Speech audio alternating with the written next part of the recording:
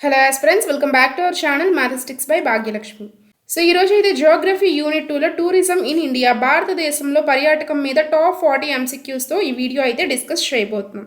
So మనం మెయిన్గా చూసినట్లయితే ఇందులో మనం ముఖ్యంగా భారతదేశంలోని పర్యాటక రకాలు, అదేవిధంగా యునెస్కో వారసత్వ ప్రదేశాలు, కేంద్ర ప్రభుత్వం ప్రవేశపెట్టిన స్వదేశ్ దర్శన్ కానీ ప్రసాద్ వంటి పథకాలతో పాటు current affairs related tourism index అంశాలను కూడా మనం చదువుకోవాలి. సో ఈ టాపిక్స్ అన్నీ కవర్ చేస్తే ఈరోజు మనం టాప్ 40 ఎంసీక్యూస్ అయితే డిస్కస్ చేయబోతున్నాం. పీడిఎఫ్ అనేది బోత్ తెలుగు అండ్ ఇంగ్లీష్ లాంగ్వేజెస్లో ప్రొవైడ్ చేయడం జరుగుతుంది. లింక్ కావాలి అనుకున్నట్లయితే కింద డిస్క్రిప్షన్లో ఉంది. మీరు మన ఛానల్ యొక్క మెంబర్షిప్లో జాయిన్ అయ్యి పీడిఎఫ్ యాక్సెస్ని అయితే పొందవచ్చు. సో లేట్ చేయకుండా టాపిక్లోకి వెళ్ళిపోదాం. First question, which of the following statements regarding Swadesh Darshan scheme launched by the Ministry of Tourism, Government of India is correct?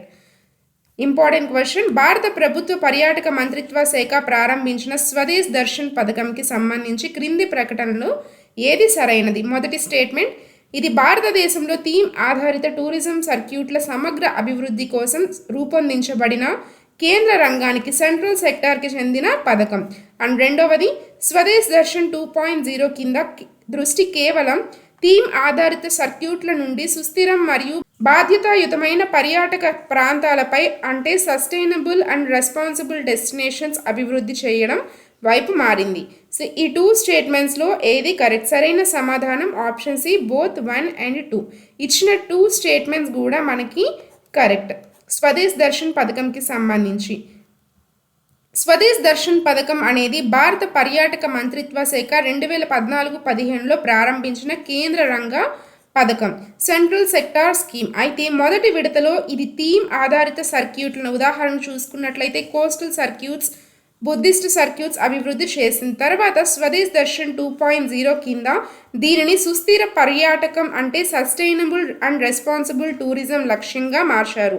So ఇచ్చిన టూ స్టేట్మెంట్స్ కూడా మనకి correct. Next question, consider the following UNESCO world heritage sites in India.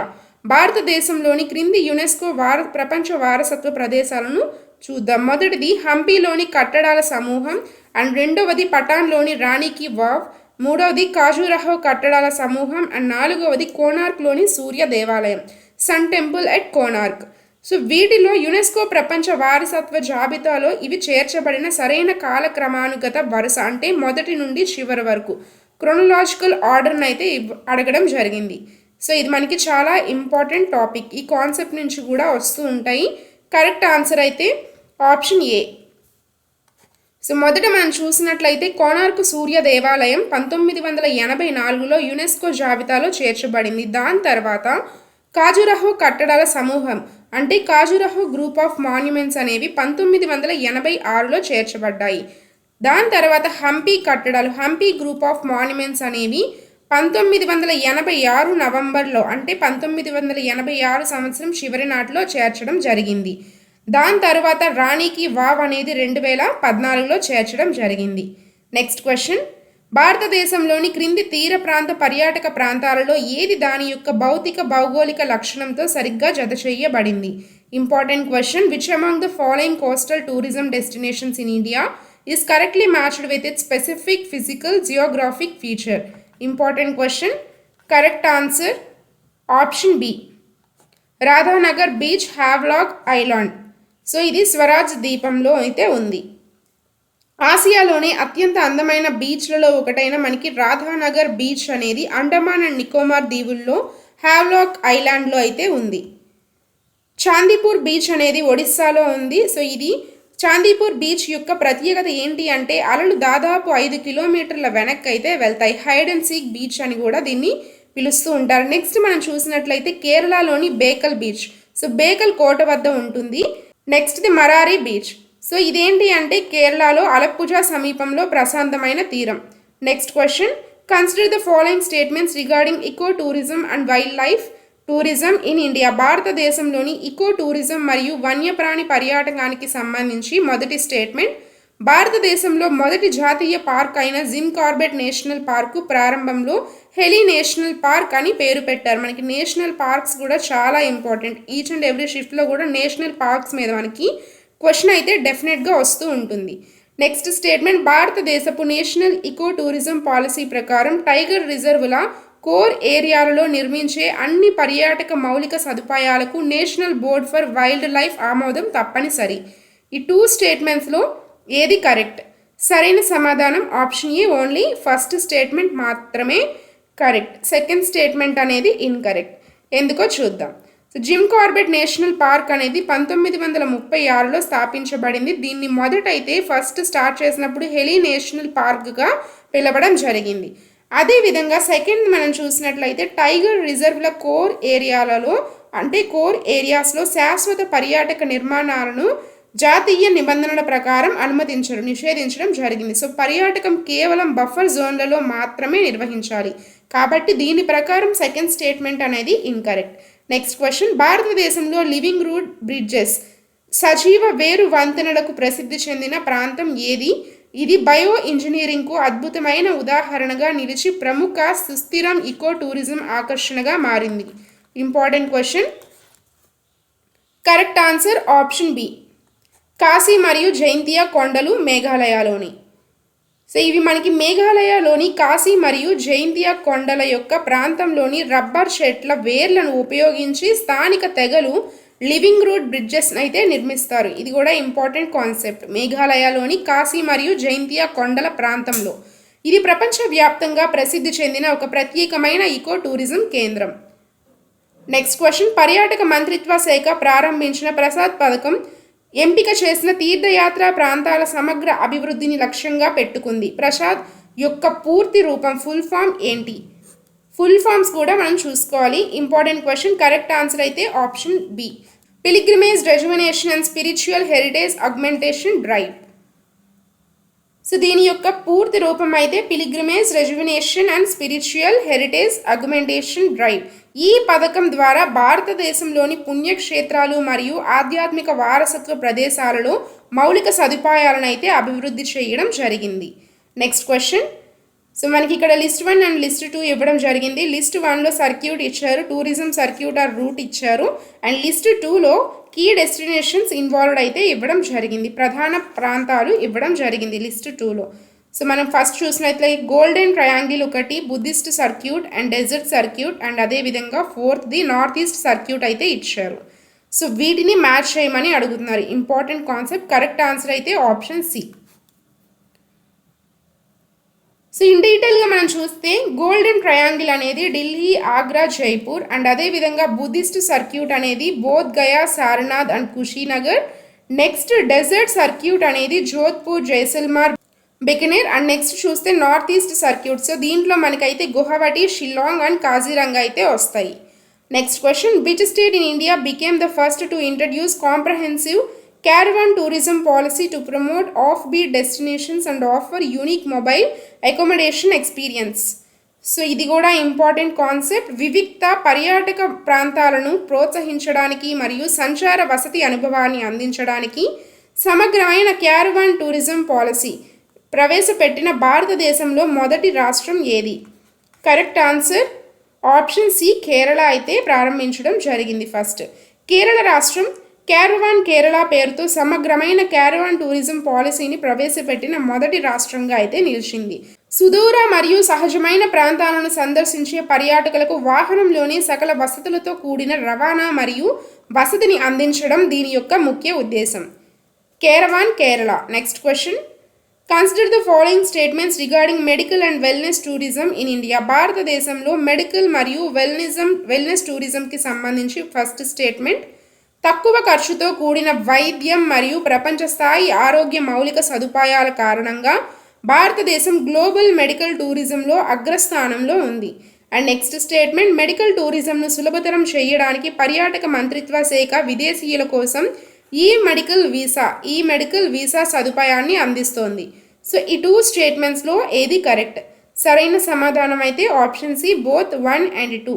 ఇచ్చిన 2 statements కూడా మనకి correct. ఇండియాలో medical and wellness టూరిజంకి సంబంధించి భారతదేశంలో వైద్య రవాణా లేదా పర్యాటకం అత్యంత వేగంగా అభివృద్ధి చెందుతుంది. తక్కువ ఖర్చుతో అత్యుత్తమ చికిత్స లభించడం దీనికి ప్రధాన కారణం.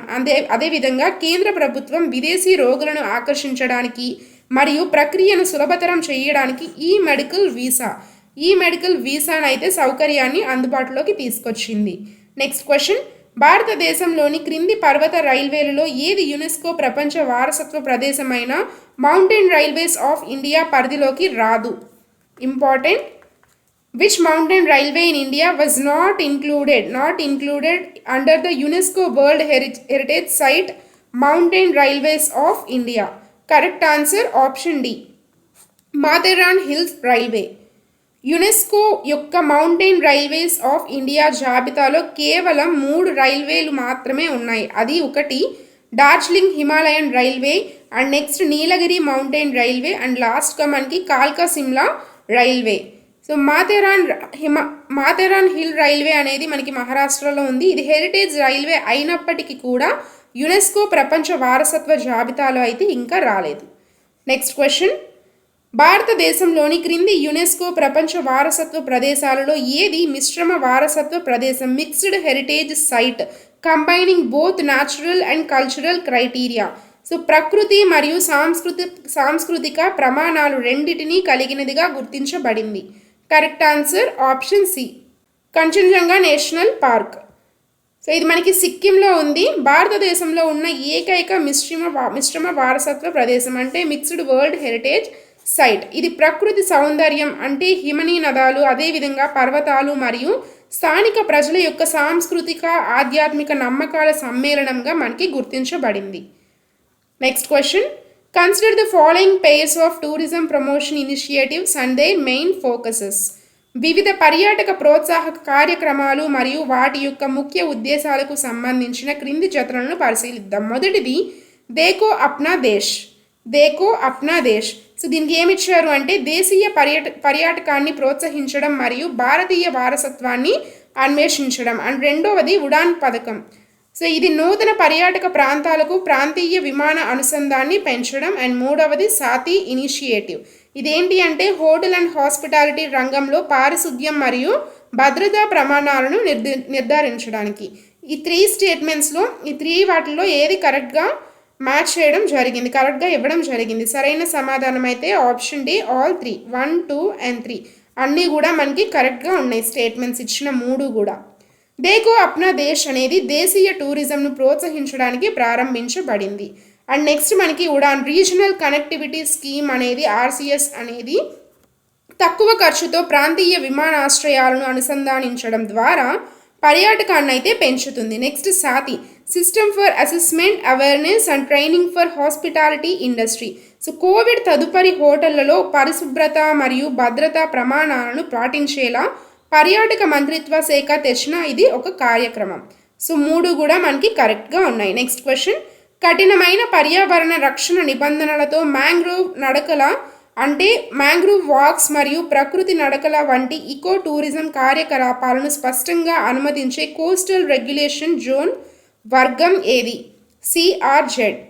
Correct answer option A, CRZ 1A. Eco sensitive areas like mangroves, coral leaves.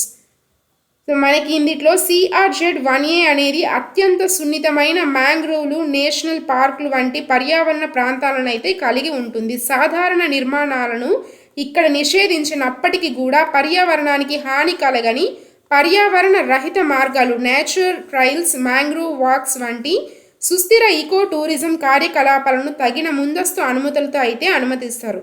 Next question, consider the following statements regarding agri tourism in India. భారతదేశంలో అగ్రి టూరిజంకి సంబంధించి ఫస్ట్ స్టేట్మెంట్, భారతదేశంలో అగ్రి టూరిజం పాలసీని అధికారికంగా రూపొందించి అమలు చేసిన మొదటి రాష్ట్రం మహారాష్ట్ర అని ఇచ్చారు.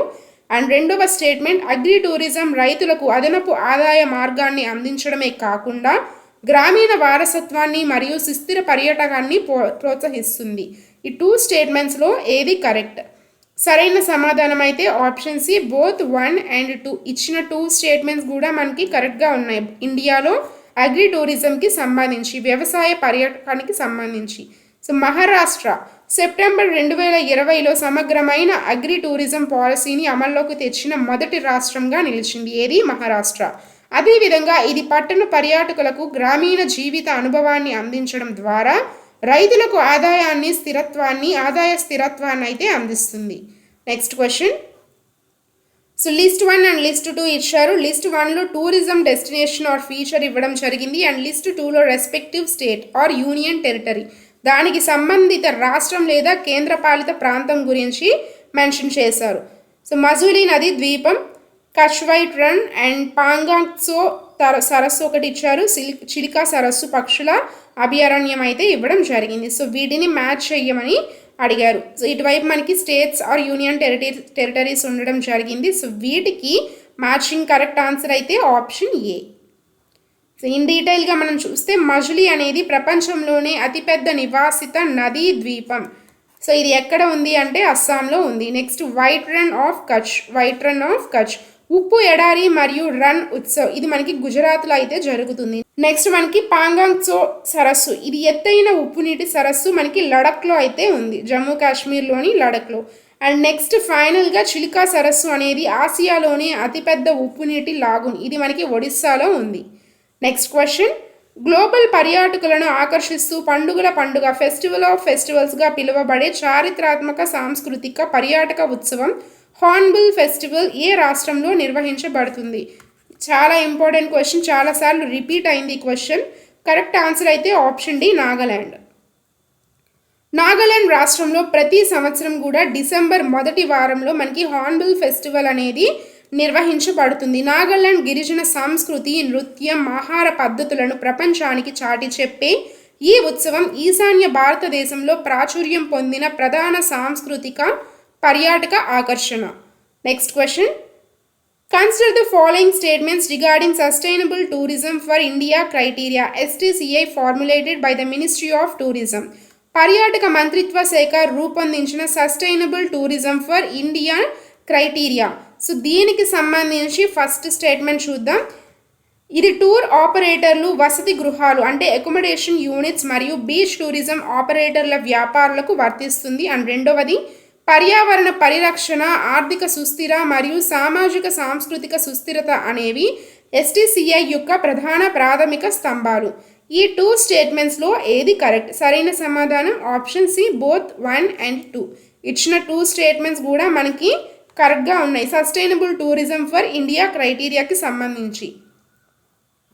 సో ఇది మనకి భారతదేశంలో బాధ్యతాయుతమైన పర్యాటకాన్ని పెంపొందించడానికి ప్రవేశపెట్టిన మార్గదర్శకాలు మరియు ఆర్థిక, సామాజిక, సాంస్కృతిక మరియు పర్యావరణ సుస్థిరత అనే 3 ప్రధాన స్తంభాలపై ఆధారపడి పనిచేస్తుంది మరియు ట్రావెల్ ఆపరేటర్లు, హోటళ్లకు కూడా ఇది వర్తిస్తుంది. Sustainable tourism criteria for India. Next question, Karnataka, Goa మరియు కేరళ రాష్ట్రాలలోని వారసత్వ మరియు సాంస్కృతిక ప్రాంతాలను కలుపుతూ దక్షిణ భారతదేశంలో నడిచే ప్రముఖ లగ్జరీ టూరిస్ట్ రైలు ఏది? Correct answer option B golden రథం. సో ఇది మనకి చూసినట్లయితే ది గోల్డెన్ చారియట్ అనేది దక్షిణ భారతదేశంలోని చారిత్రక ప్రాంతాలు లైక్ హంపి, బాదామి, మైసూర్ మొదలైనవి మరియు ప్రకృతి దృశ్యాలను కలుపుతూ IRCTC నడిపే లగ్జరీ రైలు. ఇది ప్యాలెస్ ఆన్ వీల్స్ రాజస్థాన్లో నడుస్తుంది. నెక్స్ట్ మనకి దక్కన్, ఒడిస్సా. సో ఇది మహారాష్ట్ర పరిసర ప్రాంతాల్లో నడుస్తుంది. నెక్స్ట్ క్వశ్చన్, రామ్సర్ సైట్గా గుర్తించబడి శీతాకాలంలో వచ్చే విదేశీ వలస పక్షులకు ప్రపంచ ప్రసిద్ధి చెంది రాజస్థాన్లోని ప్రధాన ఈకో టూరిజం కేంద్రంగా ఉన్న చిత్తడి నేల ఏది? వెట్లాండ్. కరెక్ట్ ఆన్సర్ ఆప్షన్ ఏ. సో మనకి ఇదైతే రాజస్థాన్లోని భరత్పూర్లో ఉంది. ఇది ఒక మానవ నిర్మిత చిత్తడి నేల మరియు ప్రముఖ రామ్సర్ సైట్ లేదా యునెస్కో హెరిటేజ్ సైట్. ఇది శీతాకాలంలో సైబీరియన్ క్రేన్ వంటి వేలాది వలస పక్షులకు నిలయంగా ఉంటూ పక్షి ప్రేమికుల పర్యాటక కేంద్రంగా విలుస్తుంది. నెక్స్ట్ క్వశ్చన్, నీతి ఆయోగ్ చేపట్టిన ద్వీపాల సమగ్ర అభివృద్ధి హాలిస్టిక్ డెవలప్మెంట్ ఆఫ్ ఐలాండ్స్ ప్రణాళిక కింద ఈకో టూరిజం ఆధారిత అభివృద్ధి కోసం ఎంపిక చేసిన 2 ప్రధాన ద్వీప సమూహాలు ఏవి? Correct answer option C Andaman and Nicobar, Lakshadweep.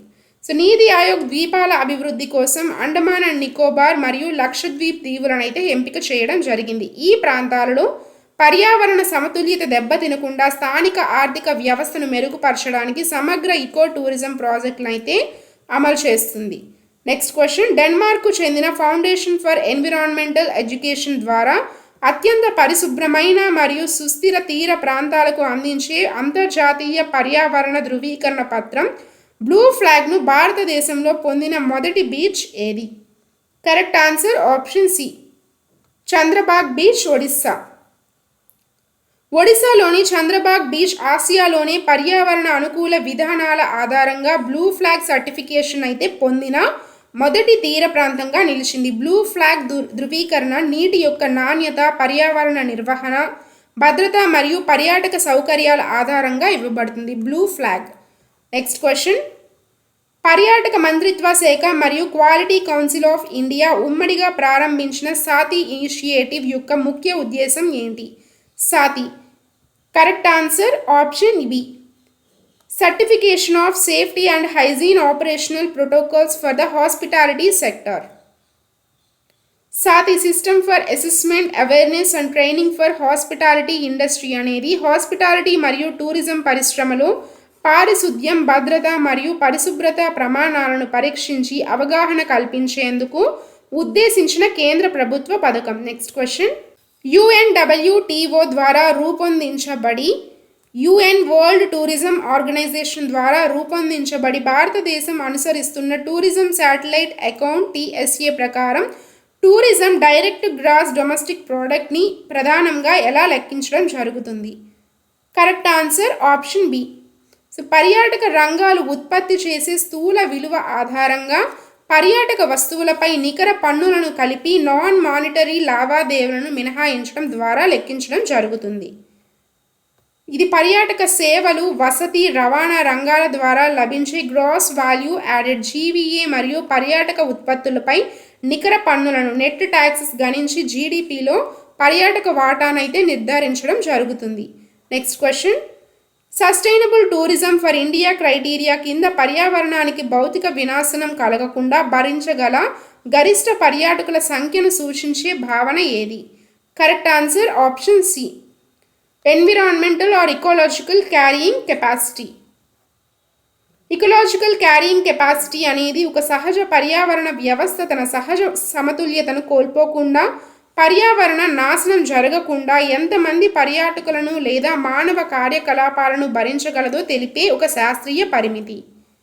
Next question, చారిత్రక నావిగేషనల్ లైట్ హౌస్లను ప్రపంచ స్థాయి ఈకో టూరిజం కేంద్రాలుగా తీర్చిదిద్దడానికి కేంద్ర ఓడరేవులు, షిప్పింగ్ మరియు జలమార్గాల మంత్రిత్వ శాఖ చేపట్టిన లైట్ హౌస్ టూరిజం ప్రాజెక్ట్ కింద మొదటి దశలో ఏ ప్రాంతాన్ని ప్రధానంగా ఎంపిక చేయడం జరిగింది? Correct answer option A, Andaman and Nicobar islands. Light house tourism ప్రాజెక్టులో భాగంగా భారతదేశపు పొడవైన తీర ప్రాంతం మరియు కీలక సముద్ర మార్గాల్లో ఉన్న పురాతన లైట్ హౌస్లను టూరిస్ట్ స్పాట్లుగా మారుస్తున్నారు. దీంట్లో భాగంగా అండమాన్ అండ్ నికోబార్ దీవులు మరియు గుజరాత్, ఒడిశా తీరాల్లోని ప్రముఖ లైట్ హౌస్లు మొదటి దశ ప్రాజెక్టులో ప్రధాన ఆకర్షణగా అయితే నిలిచాయి. నెక్స్ట్ క్వశ్చన్, నీతి ఆయోగ్ గ్రేట్ నికోబార్ దీవి సమగ్ర అభివృద్ధి మాస్టర్ ప్లాన్లో భాగంగా ఇకో టూరిజం జోన్లతో పాటు అంతర్జాతీయ కంటైనర్ ట్రాన్స్షిప్మెంట్ పోర్ట్గా అభివృద్ధి చేయబడుతున్న ప్రధాన అఖతం అంటే బే ఏది? Correct answer option A, Galathea bay. So ఇది గ్రేట్ నికోబార్ అండ్ ఐలాండ్ ప్రాజెక్ట్లో భాగంగా మనకి గలాతియా బేలో అంతర్జాతీయ కంటైనర్ ట్రాన్స్షిప్మెంట్ పోర్ట్ మరియు దానికి అనుబంధంగా పర్యాటక గ్రీన్ఫీల్డ్ నగర వసతులు ఏర్పాటు చేస్తున్నారు. గలతియా ప్రాంతం ల్యాండ్ మార్క్ ఇకో ఆమ్గా ఉంటూనే వ్యూహాత్మక మార్గంలో ఉండడం దీని యొక్క ప్రత్యేకత. నెక్స్ట్ క్వశ్చన్, భారతదేశంలో champion services sector scheme CSS. So champion services sector scheme కింద పర్యాటక మరియు హాస్పిటాలిటీ సేవల అభివృద్ధిని పర్యవేక్షించే నోడల్ మంత్రిత్వ శాఖ ఏది? Correct answer option C, ministry of tourism. పర్యాటక మంత్రిత్వ శాఖ. కేంద్ర ప్రభుత్వం ఎంపిక చేసిన 12 పర్యాటక మరియు ప్రయాణ రంగాలు సాధికారిత ప్రతిపత్తిని సాధించేందుకు మంత్రిత్వ శాఖ మినిస్ట్రీ ఆఫ్ టూరిజం ద్వారా CSSS పథకాన్ని అమలు చేస్తుంది. దీని యొక్క ఉద్దేశం పర్యాటక సేవల్లో మౌలిక సదుపాయాలు మరియు నైపుణ్యాలను మెరుగుపరచడం. నెక్స్ట్ క్వశ్చన్, మామూలు విశ్రాంతి పర్యాటకానికి లీజర్ టూరిజం మరియు MICE. సో ఈ పర్యాటకానికి ఉన్న ప్రాథమిక తేడా ఏంటి? Correct answer option B. MICE అనేది కేవలం కార్పొరేట్ వ్యాపార సమావేశాలు, కాన్ఫరెన్స్లు మరియు ఎగ్జిబిషన్లపై దృష్టి పెట్టడం. నెక్స్ట్ క్వశ్చన్, భారతదేశంలో ఈకో టూరిజం మరియు ఆస్ట్రో టూరిజం అంటే ఖగోళ పర్యాటకంను ప్రోత్సహించడానికి ఏర్పాటు చేయబడిన దేశంలో మొదటి డార్క్ స్కై రిజర్వ్ ఏ ప్రాంతంలో ఉంది? Correct answer option B. Hanle, లడఖ్లో ఉంది. లడఖ్లోని హాన్లే ప్రాంతం భారతదేశపు మొదటి డార్క్ స్కై రిజర్వ్ను ఏర్పాటు చేశారు. కాలుష్యం మరియు కాంతి తీవ్రత లేని రాత్రి ఆకాశాన్ని, నక్షత్రాలను వీక్షించే ఆస్ట్రో టూరిజంను ప్రోత్సహించడమే దీని యొక్క ప్రధాన లక్ష్యం. నెక్స్ట్ క్వశ్చన్, అడాప్ట్ ఏ హెరిటేజ్ అప్నీ ధరోహర్ అప్నీ పెహచాన్ పథకం కింద ఏ 3 సంస్థల ఉమ్మడి భాగస్వామ్యంతో నిర్వహించబడుతుంది? Correct answer option A. Ministry of tourism, ministry of culture and archaeological survey of India. ఈ పథకం ద్వారా కార్పొరేట్ సంస్థలు చారిత్రక కట్టడాలను దత్తత తీసుకొని వాటి వద్ద పర్యాటక మౌలిక సదుపాయాలను అయితే మెరుగుపరుస్తాయి. Monument Mitras. Next question, Andaman మరియు నికోబార్ దీవులలో అత్యంత ప్రసిద్ధి చెందిన మెరైన్ బయోడైవర్సిటీ మరియు స్కూబా డైవింగ్ టూరిజం కేంద్రమైన హ్యావ్లాక్ ఐలాండ్ను 2018లో ఏ పేరుగా మార్చారు? Correct answer option C. Swaraj Dweep. So 2018 డిసెంబర్లో ప్రధానమంత్రి అండమాన్లోని 3 ప్రధాన దీవుల పేర్లను అయితే మార్చడం జరిగింది. ఒకటి Havelock island and next Neil island and తర్వాత రాస్ ఐలాండ్. సో వీటి యొక్క పేర్లు హ్యావ్లాక్ ఐలాండ్ని స్వరాజ్ ద్వీప్ అండ్ నెక్స్ట్ షాహీద్ ద్వీప్, లాస్ట్గా నేతాజీ సుభాష్ చంద్రబోస్ ద్వీప్, దీన్ని రాస్ ఐలాండ్ అయితే ఇలా మార్చడం జరిగింది. నెక్స్ట్ క్వశ్చన్, ఉత్తరప్రదేశ్ రాష్ట్రంలో ఉంటూ నిర్దేశిత సమయం కంటే ముందే పులుల జనాభాను రెట్టింపు చేసినందుకు గాను అంతర్జాతీయ గౌరవప్రదమైన TX2 అవార్డును గెలుచుకొని అంతర్జాతీయ ఈకో టూరిజం కేంద్రంగా ప్రసిద్ధి చెందిన టైగర్ రిజర్వ్ ఏది? Important question.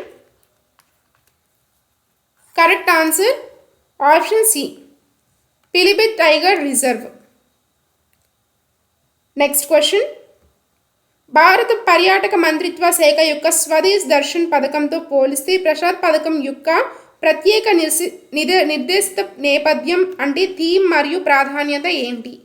Correct answer option C. ఎంపిక చేసిన పుణ్యక్షేత్రాలు మరియు ఆధ్యాత్మిక వారసత్వ ప్రాంతాల యొక్క సమగ్ర అభివృద్ధి.